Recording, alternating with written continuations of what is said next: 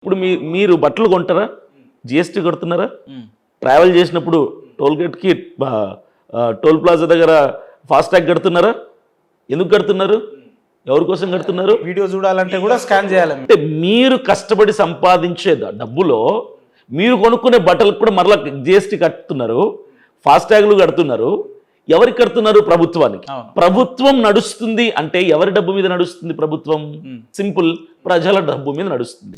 కూలోడైనా ఉద్యోగస్తుడైనా వ్యాపారవేత్తైనా ప్రభుత్వం నడవాలంటే ప్రజా డబ్బు అనవసరం. వాళ్ళు మనకు ఫెసిలిటీస్ కల్పిస్తున్నాయి, మీరేం కల్పిస్తున్నారని ఒక చిన్న ఆర్గనైజేషన్ మాది CPF. It is an organization. ఈ ఆర్గనైజేషన్ నడవాలి అంటే definitely I need financial support from Christian community. Organization పెట్టమని ఎవరు అడిగారు మిమ్మల్ని? మీ అంతటా మీరు ఒక ఆర్గనైజేషన్ పెట్టి నేను పెడుతున్నా పైసలు ఇవ్వమంటే అది ఇప్పుడు ఈ మాట అడగాల్సింది ఎవరు right person, who is the right person? ఈ మాట ప్రశ్నించడానికి ఎవరంటే నాకు డబ్బు ఎవరైతే ఇస్తున్నారో, అంటే నాకు 50 రూపాయలు ఇచ్చిన వాడు కూడా అన్నా నేను నీకు 50 రూపాయలు ఇస్తున్నా ఎందుకు ఇవ్వాలి అని అతను అడిగితే నా సమాధానం ఉంటుంది. చాలా మంది ఉన్నారు అట్లా, ఎవరు లేరు. అంటే మిమ్మల్ని రీచ్ కావాలంటే మీకు సెక్రటరీ ఉంటారు, మీ మినిస్టర్లో వేరే పర్సన్స్ ఉంటారు, అందరు మీ దగ్గర రాలేకపోవచ్చు. కానీ చాలా మందిలో ఈ ప్రశ్న ఉత్పన్నం అవుతుంది కాబట్టి నా ద్వారా అడుగుతున్నారు. ఎవరు సామాన్య ప్రజలు వచ్చి స్టూడియోలో అలా అడగారండి, మేము వాళ్ళ రిప్రజెంటేటివ్స్ కాబట్టి మా ద్వారానే మీరు దాని క్లారిఫికేషన్ ఇవ్వండి, తప్పేముంది? ఓకే, నేను చెప్తాను.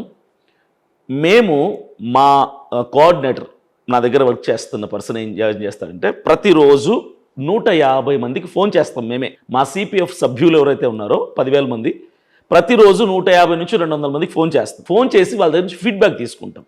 అమ్మా ఇలా సిపిఎఫ్ ఆర్గనైజేషన్ రన్ చేస్తున్నాం కదా, దీని మీద మీ అభిప్రాయం ఏంటి అని ప్రతిరోజు 150 నుంచి 200 మందితో మాట్లాడతాం. నేను ప్రతిరోజు మా వాళ్ళని ఏమడుగుతానంటే నైట్ అయ్యేసరికి ఫీడ్బ్యాక్ ఎలా ఉంది, ఏమంటున్నారు క్రైస్తవులు, నెగిటివ్గా మాట్లాడుతున్నారా, ప్రశ్నలు అడుగుతున్నారా, యాక్సెప్ట్ చేస్తున్నారు మనల్ని అని ప్రతిరోజు అడుగుతాను.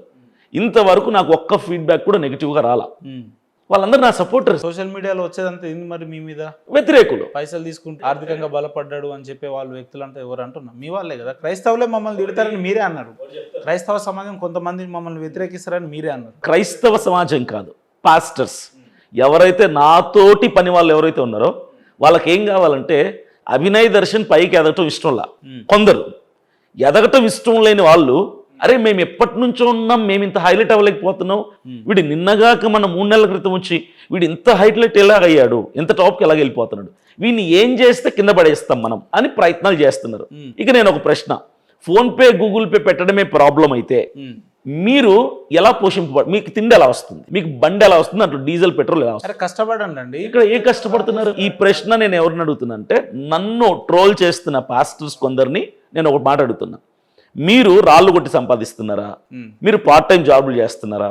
మీకు బిజినెస్లు ఉన్నాయా? లేవు. మీరు ఎట్లా సంపాదిస్తారో ఆయన కూడా అట్లేదు, వాళ్ళు కూడా అట్లా. మరి వాళ్ళు నన్ను అనొచ్చా? నువ్వు చేసేదే నేను చేస్తున్నా, నాకు వస్తుంది నీకు రాట్లా, నీ బాధ అది.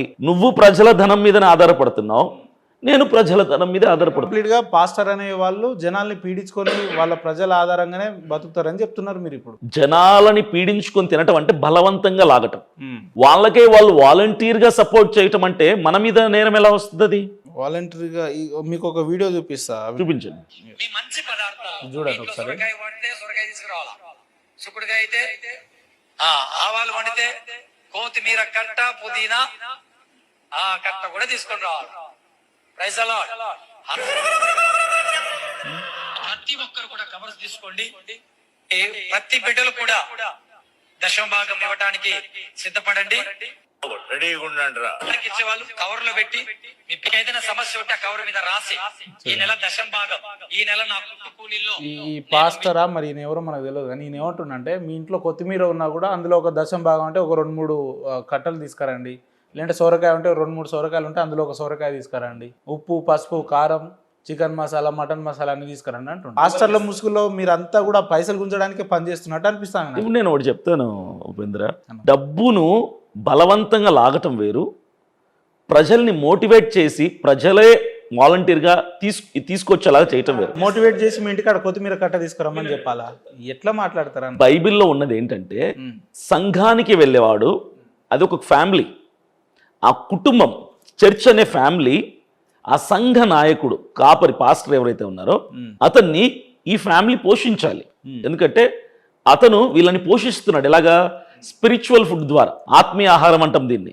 అంటే ఆత్మకు బలాన్ని ఇస్తున్నాడు ఆయన పోషించాల్సిన బాధ్యత సంఘంది. ఈయన కొత్తిమీర తిండి కరివేపాకు తిండి అంటున్నాడు కదా, అది నేను దాన్ని తప్పు అని చెప్పను, నేను దాన్ని కరెక్ట్ అని చెప్తాను. నేను దాన్ని కరెక్ట్ అని చెప్తాను. నేను చెప్పను కానీ, నా సంఘంలో నేను చెప్పను కానీ, ఒకసారి అది కరెక్ట్ అని చెప్తాను. ఖచ్చితంగా కరెక్ట్ అని చెప్తాను. కరెక్ట్ అని చెప్తాను. 100% కరెక్ట్ అని చెప్తున్నారా? తప్పకుండా కరెక్ట్ అంటాను నేను. అంటే కొత్తిమీర తీసుకురావడం, సోరకాయ తీసుకురావడం కరెక్ట్ నేను చెప్పను నా సంఘంలో, కానీ ఆ మాట అయితే నేను తప్పు అని చెప్పను. ఈ మాట మీరు పూర్తి స్వేచ్ఛావాయువులతో చెప్తున్నారు? పూర్తి కాన్షియస్ తో చెప్తున్నా నేను. ఓకే, ఎట్లా కరెక్ట్ చెప్పండి.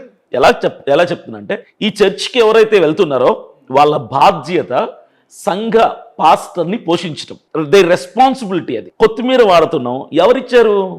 దేవుడు ఆరోగ్యం ఇస్తే, పనిస్తే సంపాదిస్తున్నారు. దశమ భాగం తప్పేం కాదది.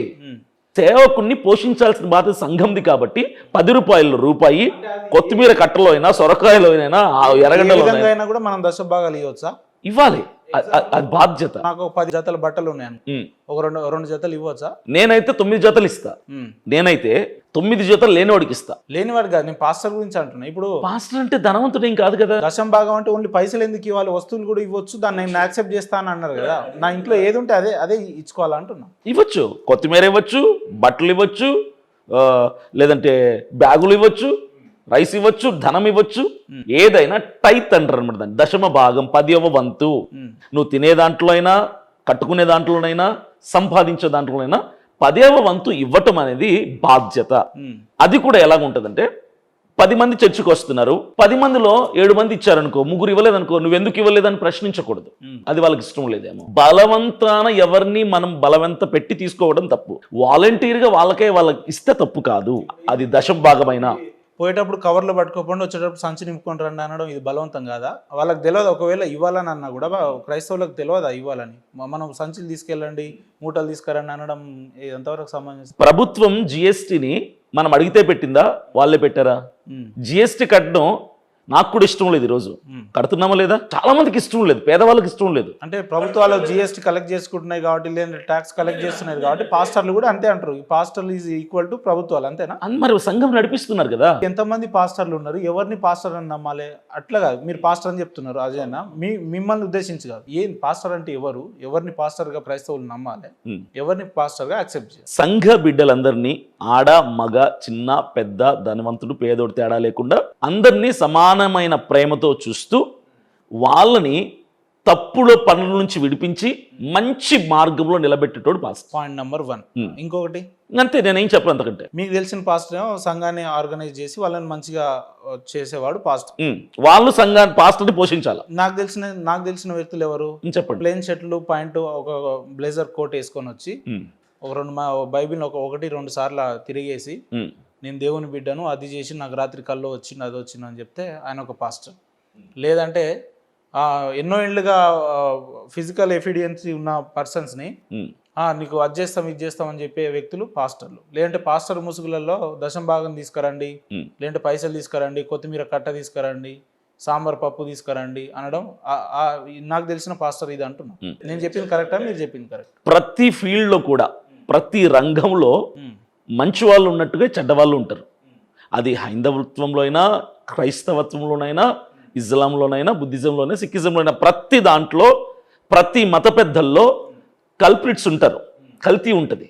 అలాగే పాస్టర్స్లో కూడా కొంతమంది స్వలాభాల కోసం, స్వార్థం కోసం చేసే వాళ్ళు ఉన్నారు. అసలు క్రైస్తవ సమాజమే కల్తీ, ఆ క్రైస్తవ బైబిలే కల్తీ, బైబిల్ని పట్టుకున్న పాస్టర్లే కల్తీ అని చాలా మంది చెప్తారు కదా. మరి ఎవరో చెప్పిన దాన్ని బట్టి మనం దాన్ని యాక్సెప్ట్ చేయాల్సిన పని లేదు. బైబిల్ కల్తీ అని ఎలా అంటారు?